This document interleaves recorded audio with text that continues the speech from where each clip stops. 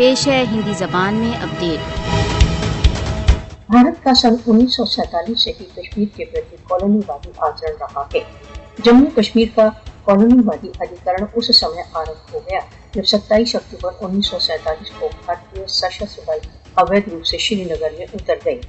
मोदी शासन की 5 अगस्त 2019 की कार्रवाई में कश्मीर के कॉलोनीकरण के प्रति एक और पक्ष था। आरएसएस तथा बीजेपी देर से भारत द्वारा अवैध रूप से अधिकृत जम्मू कश्मीर के कॉलोनीकरण की कामना करते रहे हैं। भारत नए कानूनों द्वारा व्यवस्थित रूप से भारत द्वारा अवैध रूप से अधिकृत जम्मू कश्मीर में सेटलर कॉलोनीवाद की ओर बढ़ रहा है।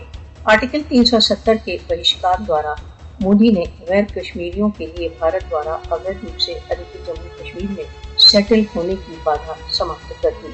भारत अपनी सेटलर कॉलोनीवादी योजना के एक भाग के रूप में गैर कश्मीरी हिंदुओं को भारत द्वारा अवैध रूप से अधिकृत जम्मू कश्मीर में फंसाकर कश्मीर की जनसंख्यात्मक स्थिति को बदल रहा है। भारत राष्ट्र संघ प्रस्तावों तथा अंतर्राष्ट्रीय कानूनों का उल्लंघन करते हुए भारत द्वारा अवैध रूप से अधिकृत जम्मू कश्मीर की जनसंख्यात्मक स्थिति को अवैध रूप से परिवर्तित कर रहा है।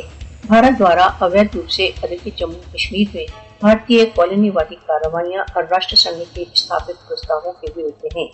विश्व को भारत द्वारा अवैध रूप से अधिकृत जम्मू कश्मीर में भारत की सेटलर कॉलोनीवादी योजना का नोटिस लेना चाहिए।